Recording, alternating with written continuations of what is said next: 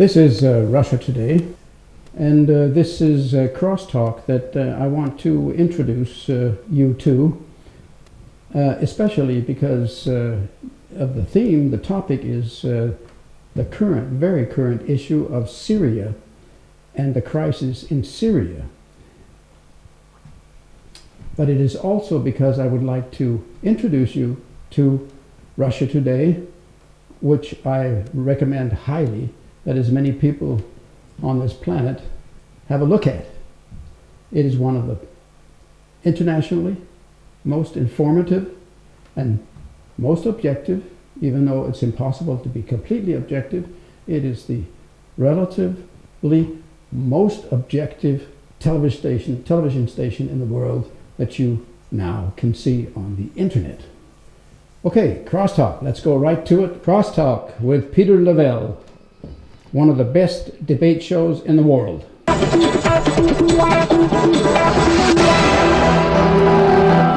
Hello and welcome to Crosstalk. I'm Peter Lavelle. The fate of and the battle for Syria. The international community is as divided as the Syrians themselves when it comes to resolving a situation that looks like a civil war with every passing day.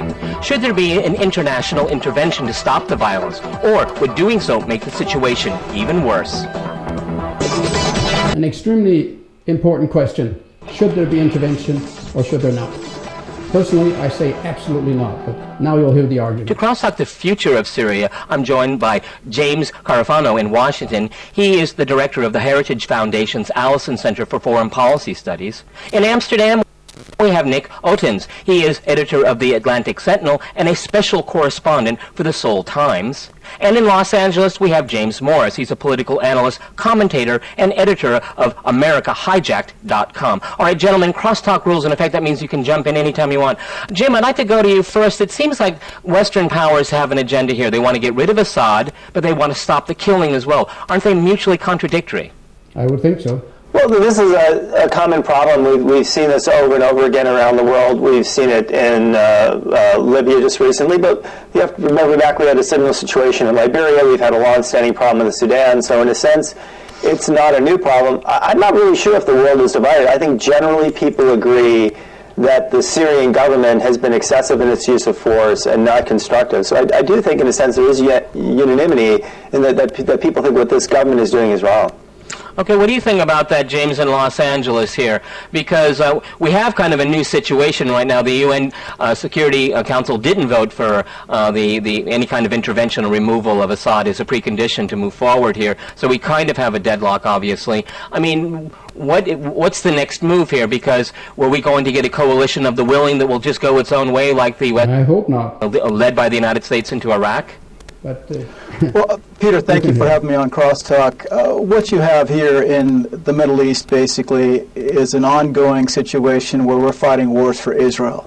And you have a divide and conquer agenda that goes back to the Israeli Likudnik, Oded Yanon. He had a paper that he'd written, a strategy for Israel in the 1980s. And that's what these neoconservatives are following. My good friend, Dr. Steven Snagosky, has written about this in a book, his book titled The Transparent Cabal. There are nearly always 3 guests and then Peter Lavelle, sometimes 2 guests. And there are always either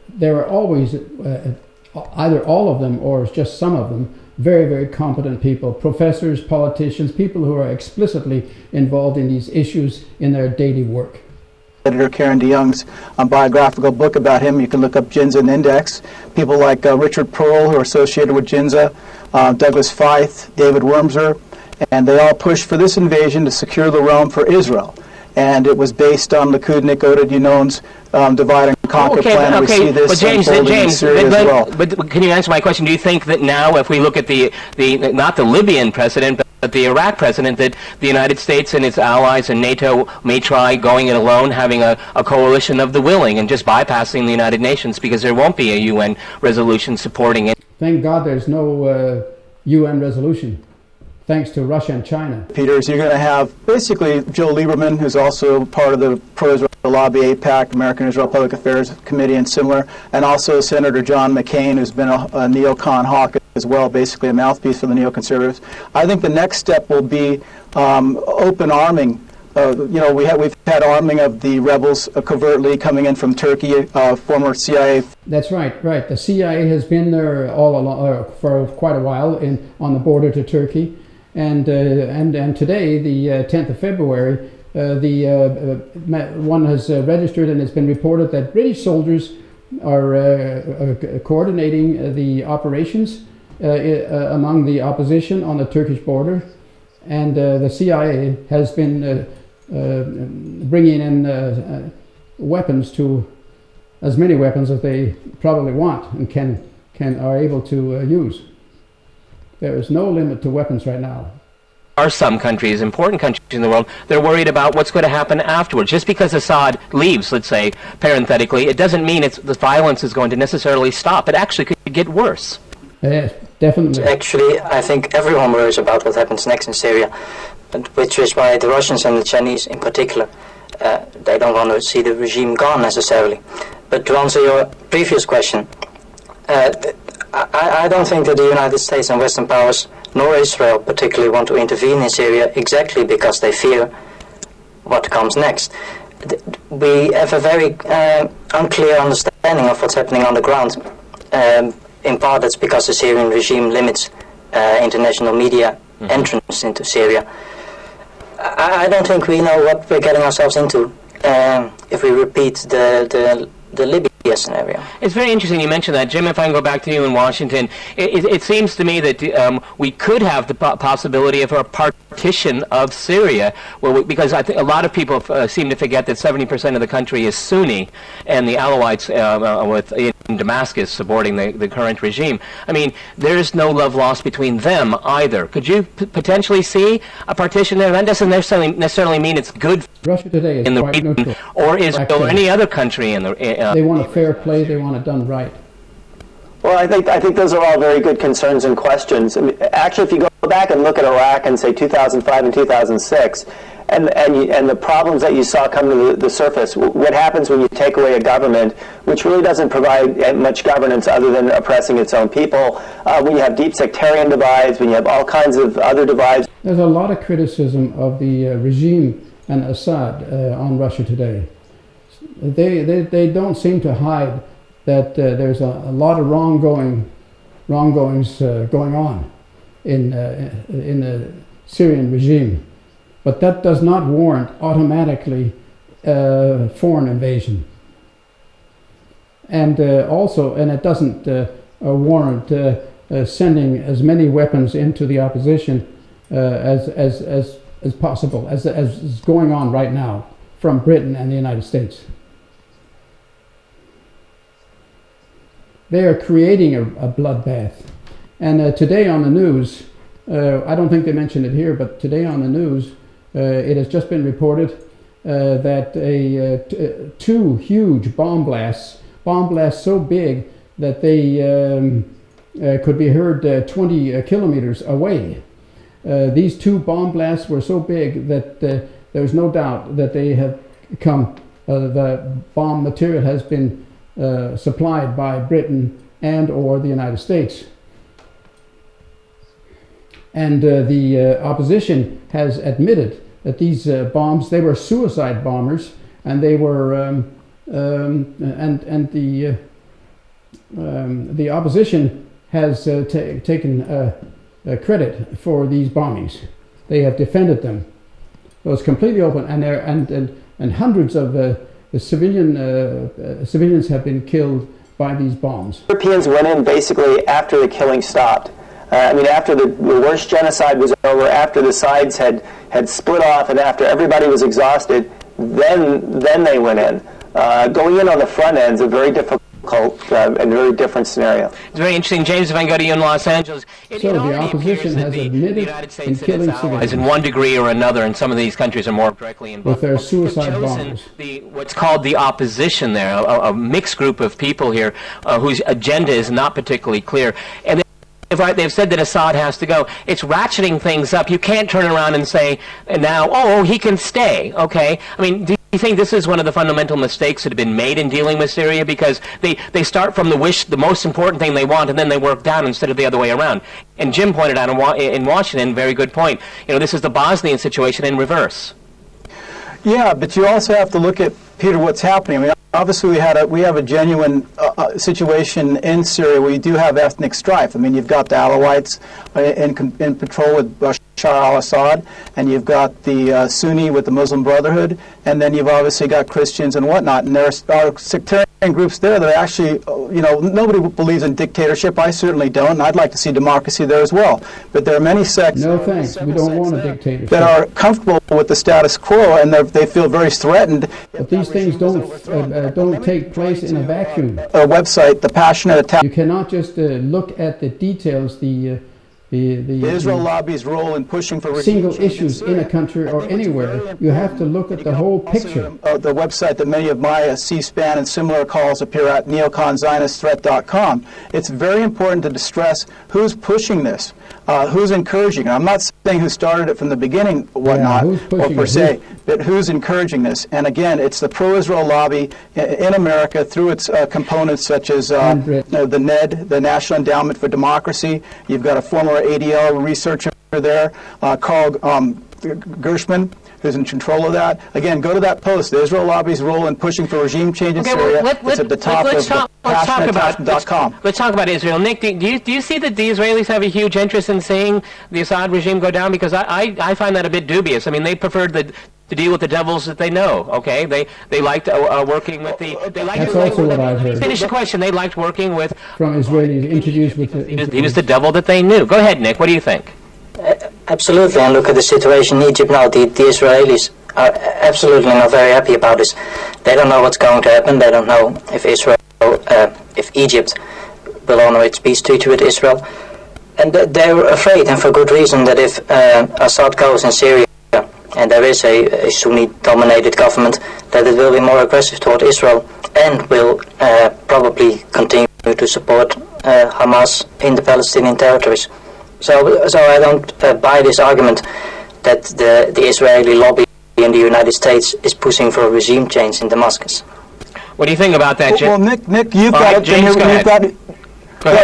to look at You've got to look into James Bamford's Pretext for War book then, and what he talks about with the clean break agenda that was co-authorized by three of the leading sponsors of the Iraq intervention: Richard Pearl, Douglas Feith, and David Wurmser. I'm not saying everybody in Israel believes this. I'm talking about the Likudniks that are following this Oded Yanon strategy. Like I said, it was titled A Strategy for Israel in the 1980s, and that's what these neoconservative warmongers are pushing. Now, I agree with Peter. It's not necessarily a favorable situation if you topple Assad, because you could get the Muslim Brothers. James, I'm going to jump in here. We're going to go to a short break, and after that short break, we'll continue our discussion on the unrest in Syria. Stay with our team.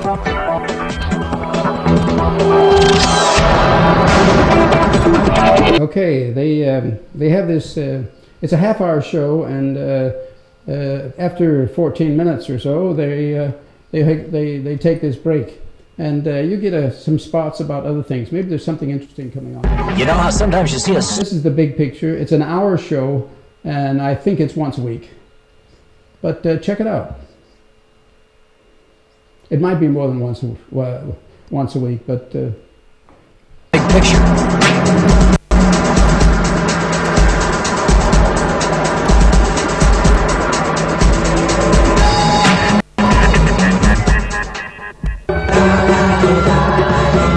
Yeah, here's a critical rundown of so-called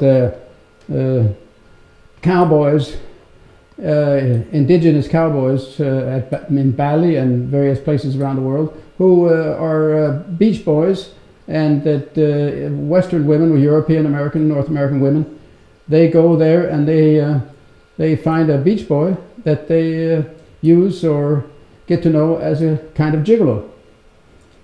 And as often they take these gigolos back to Europe or America with them for a while, and then you can get some stories about what happens to their lives and how this thing is.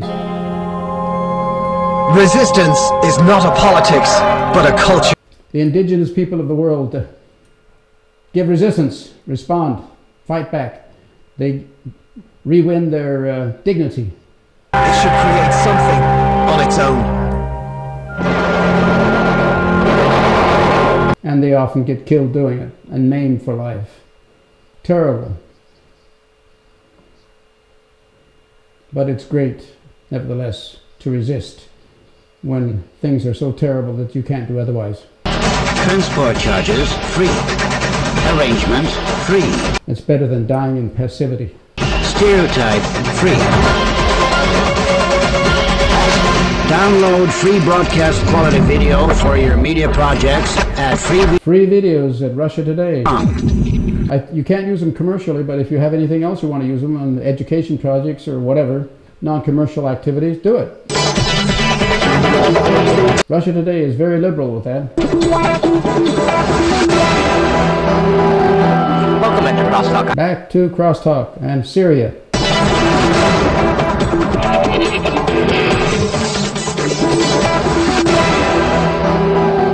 I'd like to go back to Jim in Washington, D.C. With the failed UN Security Council resolution, Jim, what do you think the possibility is now, and very hypothetical again, that we will see some kind of settlement on the ground instead of outside elements playing a role? I mean, does this give an impetus now? I know the violence is horrific there, but does it give it an impetus to have the parties sit down somehow? The Russians are trying to mediate, and we can see where that will go. You know, if there isn't, hopefully, I don't like to see an international solution with the use of force, but is it telling the Syrians that you have to start drawing lines and you have to start talking, because every conflict is resolved with negotiations eventually? That's right. Well, I will make a prediction, and I do think in this situation what's going to drive events is the internal events within Syria as opposed to the external pressure. Syria is not Libya. Gaddafi was kind of at the end of the world. Nobody really cared about his regime. He was very isolated. Syria is very different. Syria has good ties with Syria. They have good ties with Iran. They have access to the rest of the world. So they're not a completely isolated regime. They can hang on. Very good point. They've proven determination to hang on. Last time in an uprising like this, upwards of 10,000 people were killed. I think estimates are about half that now. So the regime may just hang on and crush everything. So this scenario has actually happened previously, where the regime cracked down, killing 10,000 people. And 5,000 so far. This is a terrible criticism of the regime. It's very complicated because that's a dynamic relationship, right? Neither one of them is an independent actor, but they're going to determine the future of this country much more than the rest of us that are standing on the sidelines. That's why I really think what the rest of us that are standing on the sidelines, what the United States and other countries should be doing is we can work to ensure the stability of the region and to deal with this crisis in whatever direction it goes. As you can see, he's in Washington, D.C. A lot of saber rattling right now. And so let's look at the issue of Syria and Iran, because there's a lot of countries in the world, including the United States, who would love to see the Iranians punished somehow, one way or another. That's right. First Syria and then Iran. Hamas already. I mean, it really has nothing to do about the poor people of Syria or democracy. It's a geopolitical play to Don't be satisfied with seeing this. Go to Russia Today and see the series for yourself.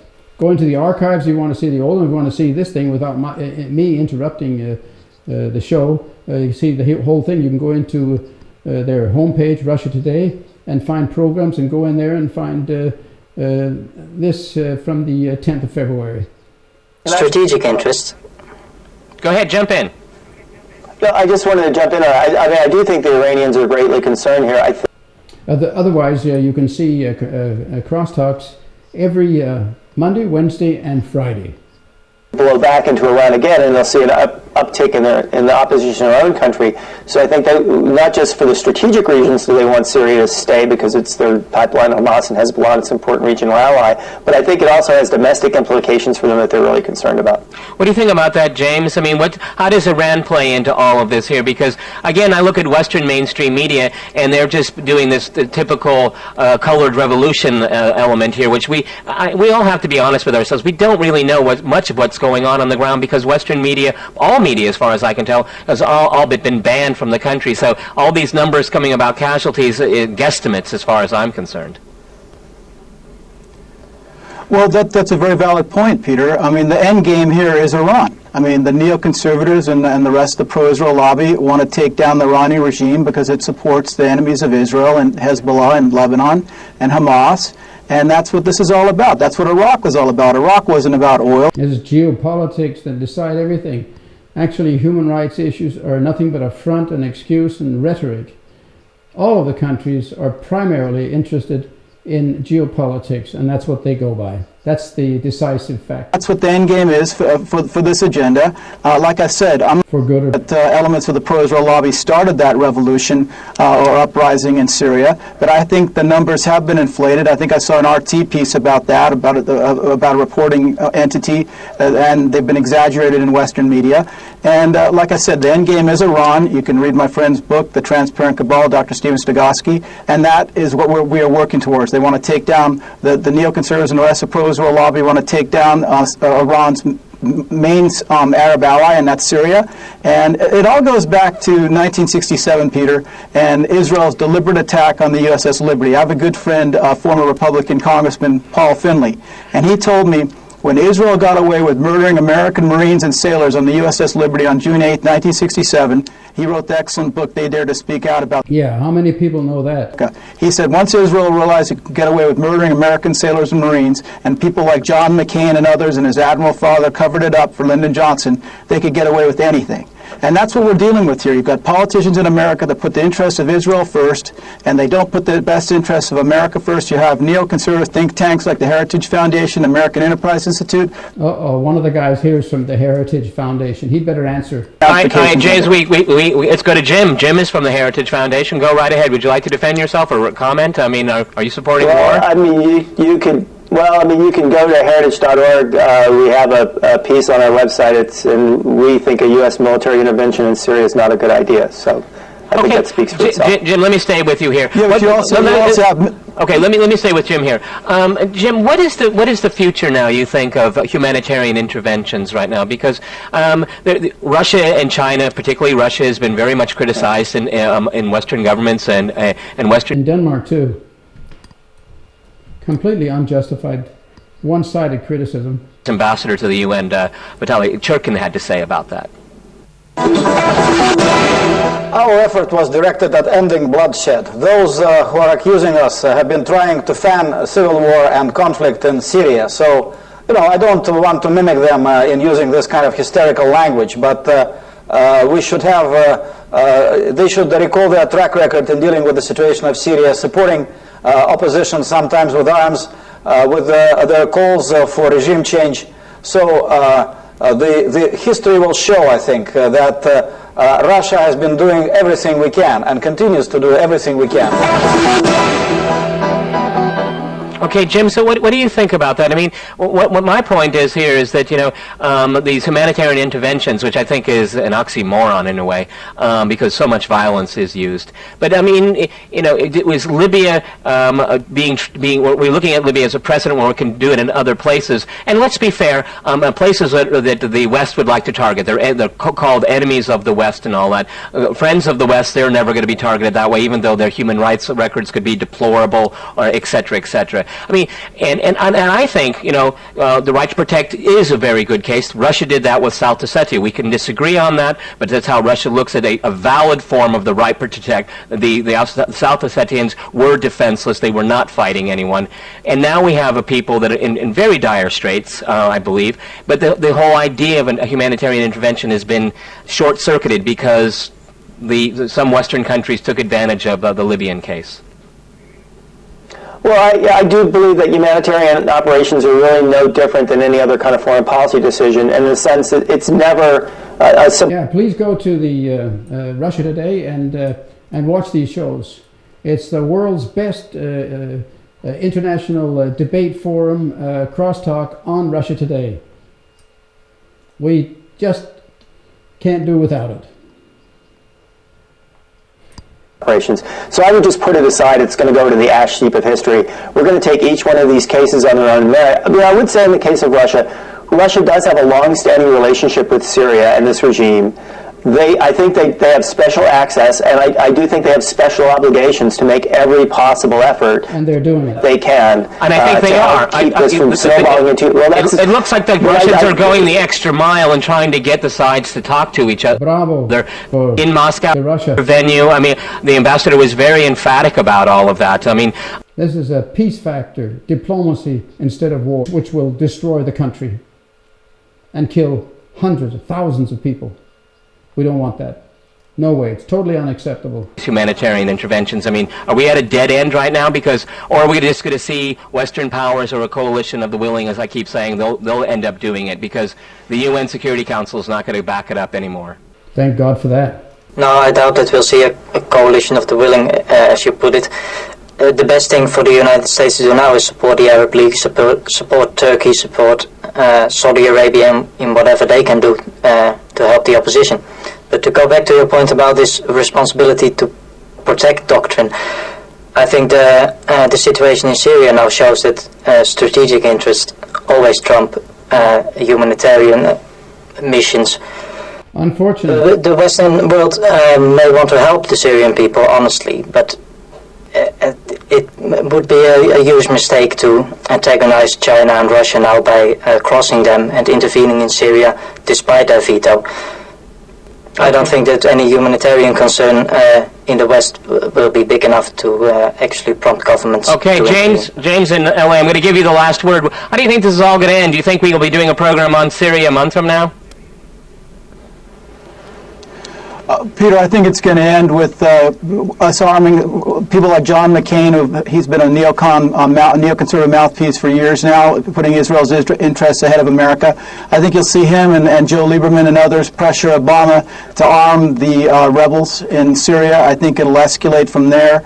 Perhaps you'll see civil war, and you'll see these liberal humanitarian interventions. We've run out of time. Okay, that's what he's saying. He's saying that it'll be undercover warmongering, supplying. The British will continue, and other countries will join them in making. Those are British soldiers on the border to Turkey who are directing the operations, military operations, with the opposition, and the CIA is taking care of the logistics and the supply of enormous portions of weapons. So they have all of the weapons they need to create a hell of a lot of destruction and a chaotic situation, which then the United States, Britain, France, and others can say that well, now there's a terrible chaos and a crisis, and so there's a need. We have to go in and make a military invasion. Okay. Anyway, the conclusion of this debate was, as far as I could see, that thank God it will most likely not be an attack by countries, foreign countries, but it will be an enormous amount of support in political, economic, and military weapons to the opposition to create as much terrible turmoil as possible. What in the hell will this lead to? A video shot that we have just seen here is a replay from the 10th of February, the same day that it started. It started just some hours ago for the first time. This topic here, crosstalk topic, Syria unrest, and a few hours after the first showing, you can see it here in the archives. Okay, I can not say it enough that I recommend you highly check out Crosstalk 3 times a week, Monday, Wednesdays, and Fridays. And if you don't get it the first time when it comes on in your local time, well, then you can pick it up in the archives same day, some hours later. Great showings, absolutely great contribution to democracy. It's a contribution to real information about what's going on in the world, and an absolutely necessary supplement, or even a information that's not a supplement, but actually the only, probably in the United States and for many media, this is the only channel where you get real information.